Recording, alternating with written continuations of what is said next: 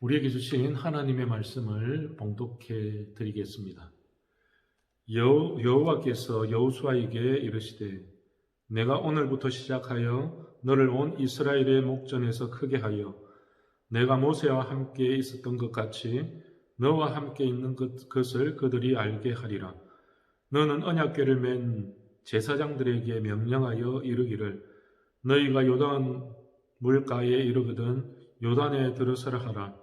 여호수아가 이스라엘 자손에게 이르되 이리 와서 너희의 하나님 여호와의 말씀을 들으라 하고 또 말하되 살아계신 하나님이 너희 가운데 계시사 가나안 족속과 헷 족속과 히위 족속과 브리스 족속과 기르가스 족속과 아모리 족속과 여부스 족속을 너희 앞에서 반드시 쫓아내실 줄을 이것으로서 너희가 알리라. 보라, 온 땅에 주의 언약궤가 너희 앞에서 요단을 건너가나니 이제 이스라엘 지파 중에서 각 지파에 한 사람씩 12명을 택하라. 온 땅에 주 여호와의 궤를 맨 제사장들의 발바닥이 요단 물을 밟고 멈추면 요단 물 곧 위에서부터 흘러내리던 물이 끊어지고 한 곳에 쌓여 서리라. 백성이 요단을 건너려고 자기들의 장막을 떠날 때에 제사장들은 언약궤를 메고 백성 앞에서 나아가니라. 요단이 곡식 거두는 시기에 항상 언덕에 넘치더라. 궤를 맨 자들이 요단에 이르며 궤를 맨 제사장들의 발이 물가에 잠기자 곧 위에서부터 흘러내리던 물이 거쳐서 사르단 가까운 매우 멀리 있는 아당 성읍 변두리에 일어나 한 곳에 쌓이고 아라바의 바다 여매로 향하여 흘러가는 물은 온전히 끊어지며 백성이 여리고 앞으로 바로 건널세 여호와의 언약궤를 맨 제사장들은 요단 가운데 마른 땅에 굳게 섰고 그 모든 백성이 요단을 건너기를 마칠 때까지 모든 이스라엘은 그 마른 땅으로 건너가더라. 아멘.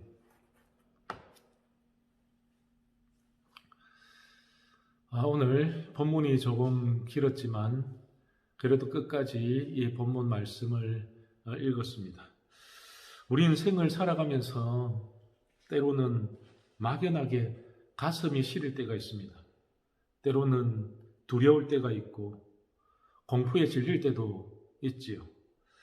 내가 가는 이 인생길이 맞는지, 이 길이 정말 정확한 길인지, 잘못 가고 있지는 않는지 여러 가지 생각 가운데서 우리는 몸도 마음도 움츠러들 때가 있다는 것입니다.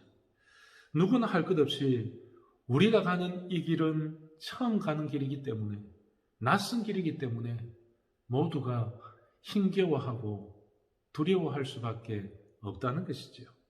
하지만 어떤 이들은 이 새로운 길, 낯선 길을 가면서 탐험가의 모습으로 가는 사람들도 있더라는 것입니다. 마치 인생을 탐험을 하듯 즐기는 사람. 그래서 다가오는 인생의 크고 작은 문제들, 난관들에 대해서 오히려 가슴 설레며 기대하고 즐기는 사람도 있다는 것이지요. 그들은 이것을 가리켜서 인생의 도전이다 말합니다. 인생에 도전이 없다면 우리의 인생은 참으로 무미건조할 것입니다. 살았다 하나 죽은 듯 살아가겠지요. 살았다 하나 그 사람은 송장에 불과할 것입니다. 우리는 도전 가운데서 그리고 새로운 응정 가운데서 하나님의 나라를 바라보아야 되는 것입니다.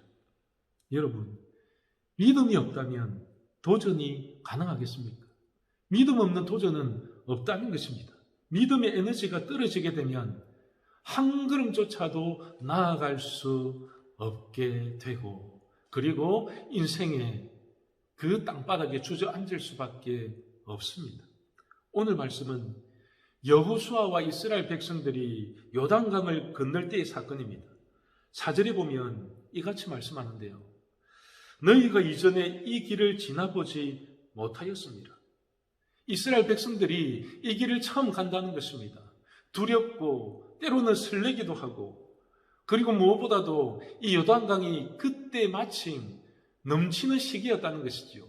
위험 요소가 가득 차 있었다는 것입니다. 그렇다면 우리는 이런 질문을 해볼 수 있습니다. 길을 알고 간다면 두렵지 아니할까?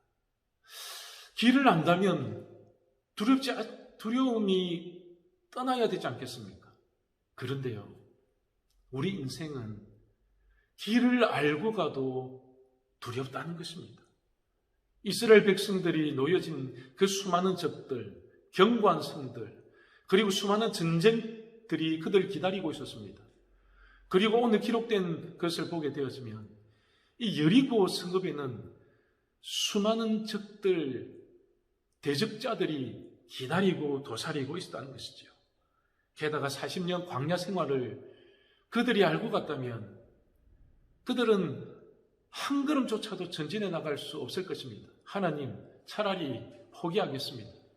젖과 꿀이 흐르는 땅요, 주시지 않아도 됩니다. 그냥 여기가 좋사오니 애굽 땅에서 먹고 마시면서 노예처럼 살아가도 이것이 행복인 줄 믿고 나가겠습니다. 하나님, 저희들을 이끌지 마십시오.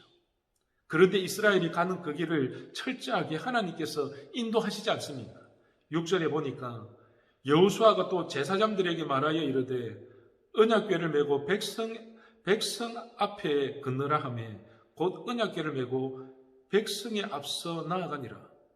제사장들이 언약궤를 맨 채 푸르는 강물로 들어갔다는 것이죠. 우리는 이렇게 생각할 수 있습니다. 날들어 죽으라고요. 이 언약궤도 무거운데 이 강물에 들어가 죽으라는 것입니까? 싫습니다. 여호수아 당신부터 들어가십시오. 이러지 않았겠습니까? 그런데 그들은 묻지도 않고 따지지도 않고 믿음으로 순종하게 되었습니다. 당신의 명령을 하나님의 말씀으로 듣겠습니다. 그래서 하나님의 말씀이기에 나는 순종하겠습니다. 여러분, 이 고백이 우리의 고백이 되어야 합니다. 교회 공동체는 좋은 목회자, 좋은 지도자만 있어야 되는 것이 아니라 좋은 성도들, 믿음의 성도들, 하나님의 말씀을 믿고 순종하고 따라가고 십자가를 질 수 있는 하나님의 백성들이 필요하더라는 것입니다. 하나님의 말씀이라면 믿음으로 승리할 수 있는 사람, 하나님이 우리와 함께 하십니다. 여호수아여 힘을 내십시오. 목사님 힘을 내십시오. 하나님께서 우리와 함께 하시지 않습니까? 그러므로 우리는 승리할 수 있습니다. 이 요단을 건널 수 있습니다. 왜 두렵지 않겠습니까? 모두가 두렵지 않습니까? 그런데 신앙이라는 것이 과연 무엇이겠습니까? 두려움이 전혀 없는 것이 신앙이 아니라는 것이죠. 두려움은 있지만 내가 두려움에 지배당하지 않고 말씀에 지배당해서 살아가는 것, 그것이 신앙이라는 것입니다. 신앙은 두려움이 완전히 떠난 상태가 아니라 두려움이 주위에 도사리고 있지만 그 두려움으로 인해서 내 인생을 포기하지 않는 것입니다. 내 인생을 두려움에 의해 끌려가지 않는 것이 바로 신앙이라는 것이죠. 그래서 신앙이 있는 사람, 믿음 있는 사람은 두려움에 끌려가는 것이 아니라 하나님의 말씀에 끌려가는 것입니다. 예수님도 십자가를 지시기 전에 고통과 두려움에 몸부림을 치셨습니다.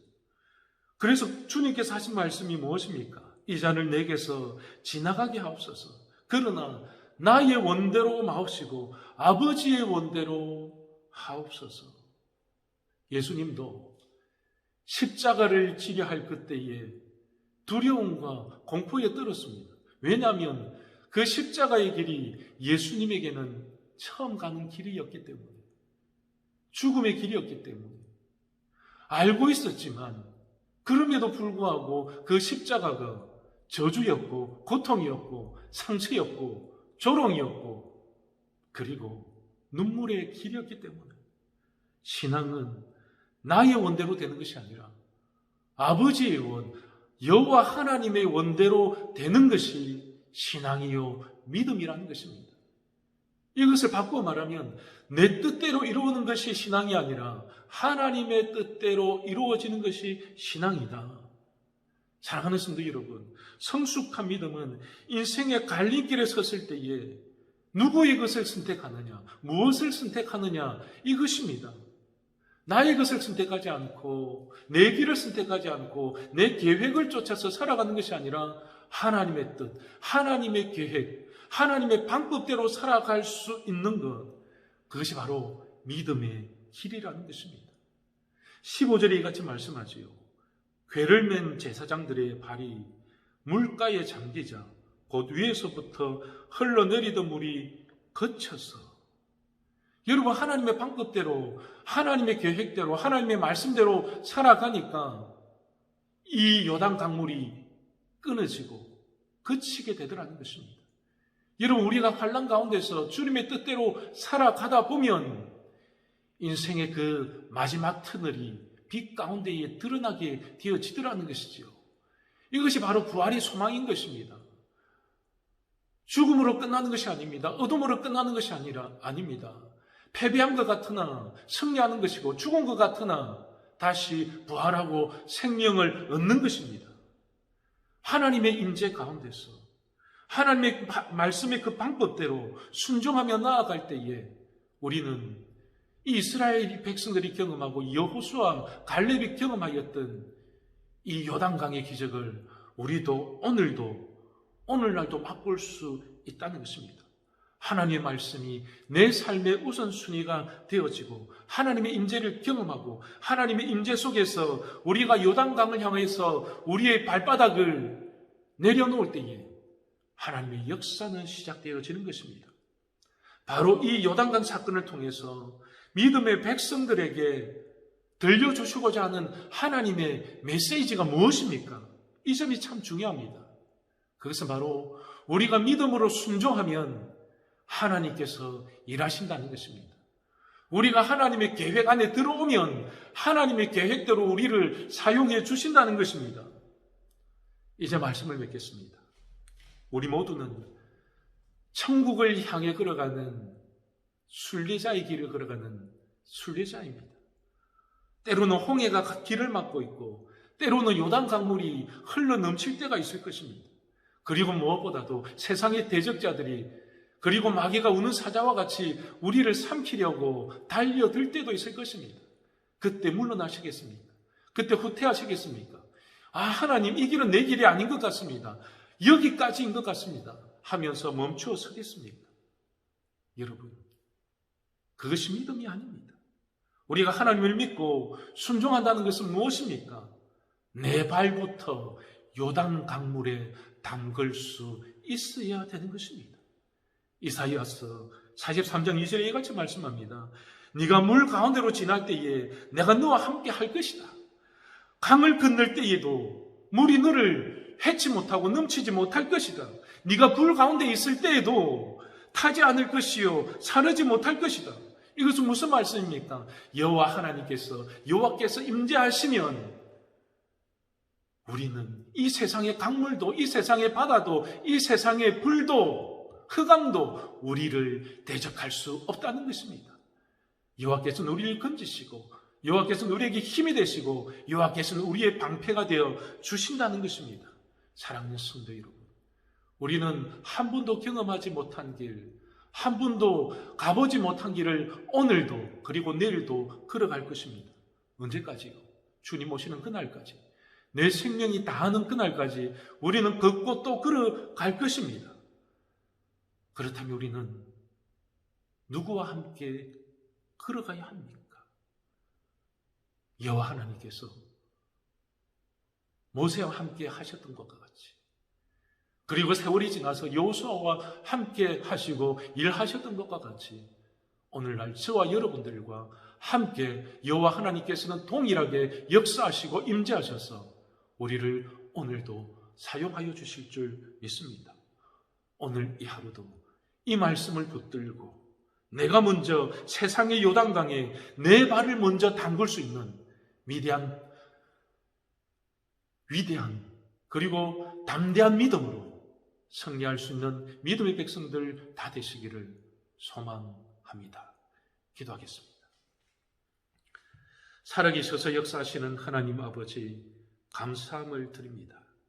하나님, 우리 인생에 한 번도 가보지 못한 인생길을 걸어갈 때가 많습니다.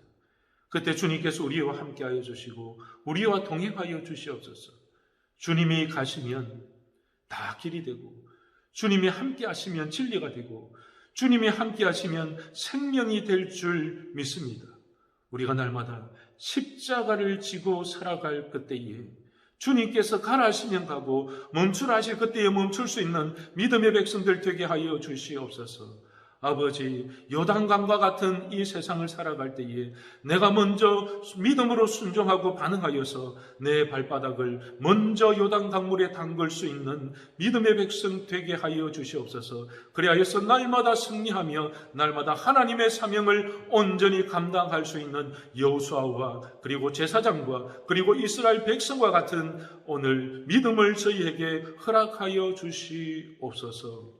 예수님께서 가르쳐 주신 기도로 기도하오니 하늘에 계신 우리 아버지, 이름이 거룩히 여김을 받으시오며 나라가 임하시오며 뜻이 하늘에서 이룬 것 같이 땅에서도 이루어지이다. 오늘 우리에게 일용할 양식을 주시고 우리가 우리에게 죄 지은 자를 사하여 준 것 같이 우리 죄를 사하여 주옵시고 우리를 시험에 들게 하지 마시옵고 다만 악에서 구하시옵소서.